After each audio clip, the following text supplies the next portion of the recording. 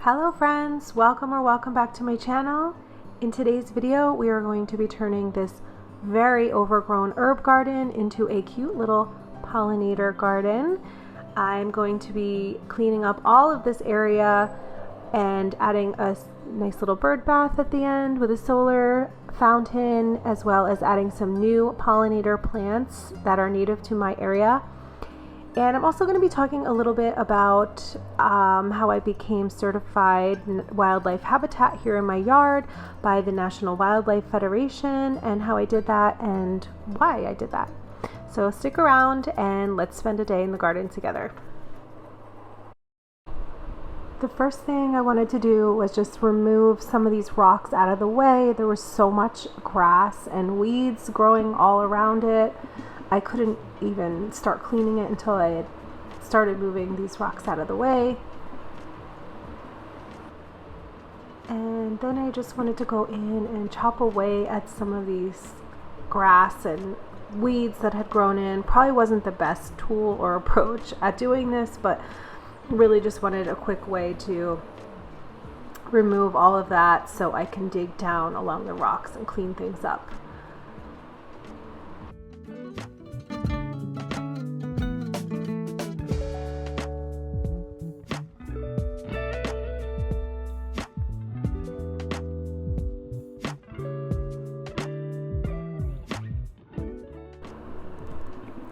So just to give you a little idea of where we're at in the process, I began digging away at some of the extra weeds and we're making some progress. I pulled all of these rocks away so I could work in there.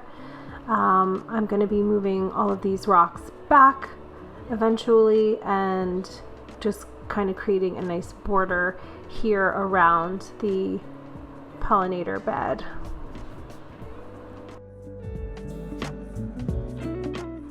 Again, this is the most tedious part of the job, is just going in and digging out and pulling and weeding and getting all of this overgrowth out of there. And that really was the most time-consuming part.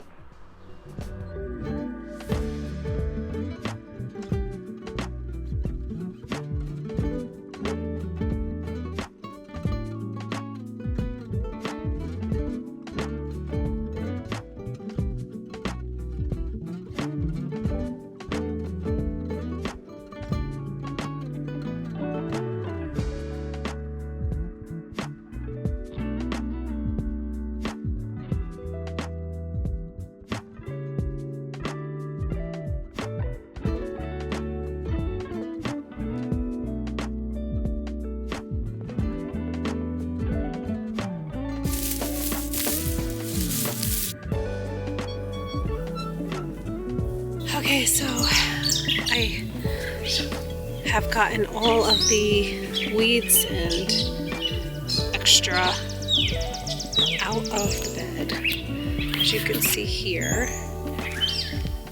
everything's kind of divided up into sections. We have oregano here, there's the bee balm here, yarrow right here, there's milkweed here, echinacea here, green onion or chives right there, mint is along the back here, we have mint and lemon balm. So I had pulled a lot of these rocks away, and so I'm gonna have to, next up is to put all of these back in place around here and around here. There's probably gonna be some extra because I pulled some out from the center, and in the middle here is where I'm gonna put a bird bath. And then I have to figure out where I'm gonna hang up my sign.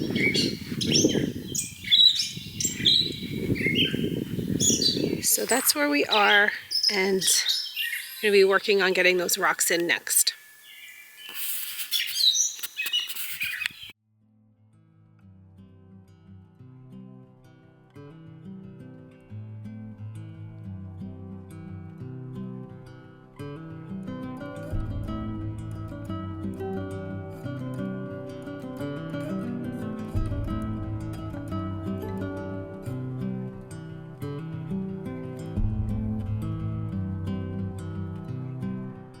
Our property was recently certified as a wildlife habitat through the National Wildlife Federation. And that basically just means that our property provides food, water, shelter, and a space for local wildlife to raise their young. And today I'm going to be hanging up my sign, and I'm so excited to be certified. As you can see, they sent a little magazine that for 1 whole year you get a free subscription to the magazine, and you get a certification, and you can have the option to purchase the sign, which I did, as you can see. And the process was actually really pretty simple.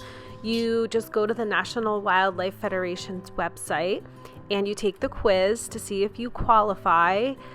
If you need to, you can print out a list of all of the requirements, and those are things basically like having native plants, water sources like a fountain or some type of water source for wildlife to access, sustainable gardening, and limiting or not using pesticides or chemicals in your gardening. I'll leave a link below so you can go ahead and look there if you want more information about certifying your own garden. The link will be below in the description box.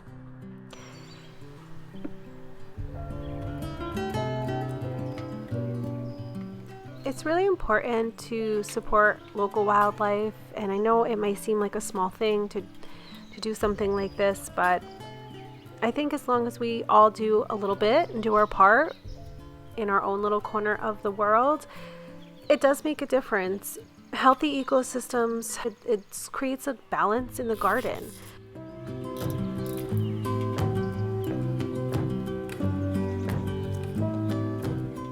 It's a snowball effect. So if you can create more balance in your garden, you're inviting in beneficial insects and pollinators, and all of that helps manage even the pests in your garden over time, along with other things.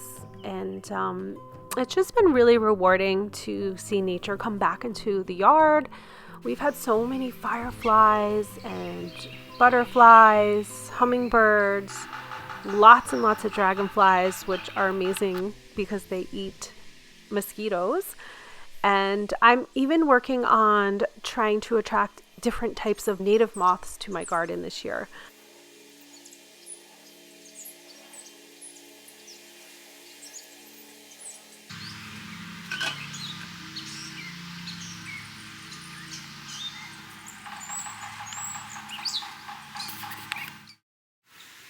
Okay guys, the pollinator garden is looking really, really nice.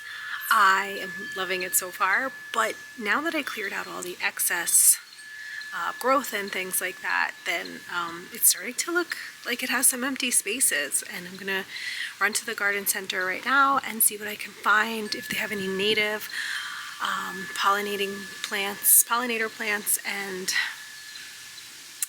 see what I can find over there. And when I come back, hopefully we can get those into the garden today.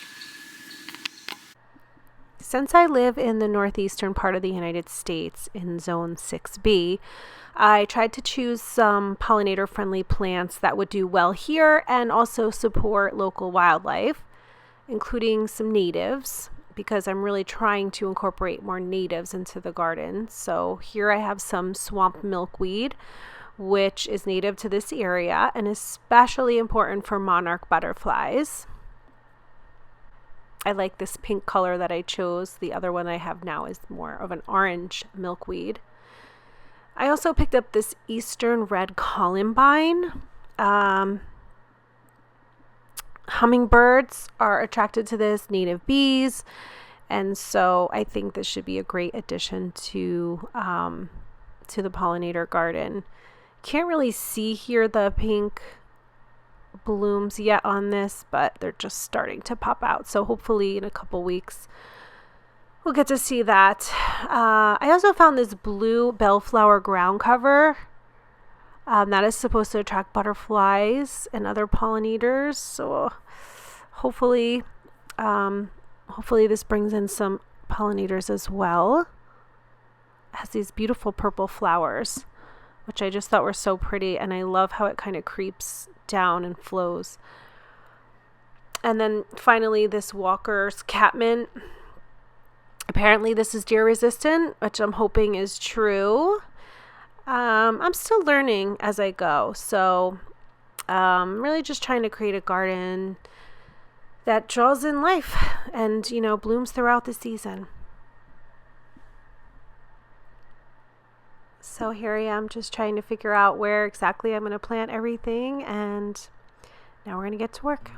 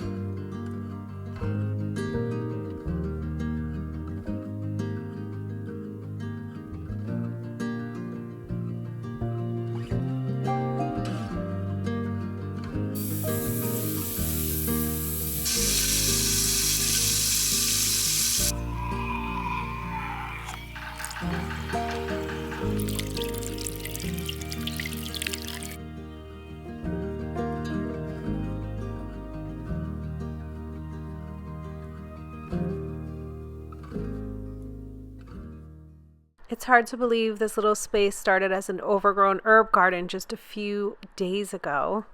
And now it's a beautiful pollinator garden. Long for those quiet days when the hours drift away. Petals fall on the window pane as the clouds above float away. I still have so many ideas I want to add to this garden over time. I want to add a small water garden, more spaces for pollinators, and maybe even an owl nesting box somewhere in the yard. But it feels so good to have this pollinator garden finished. I've really been trying to create a garden that feels peaceful and welcoming to wildlife, and I'm so excited to keep slowly building it up over time. If you enjoy slow days in the garden, homemaking, and creating spaces that feel a little more connected to nature, I'd love to have you join me. Thank you so much for spending the day with me, and I will see you in the next one. Have a great day.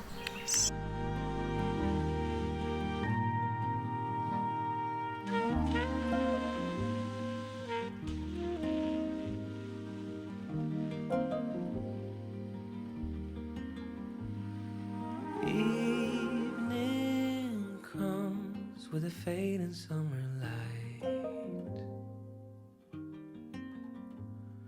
Twilight air drifting through the window, and you're asleep.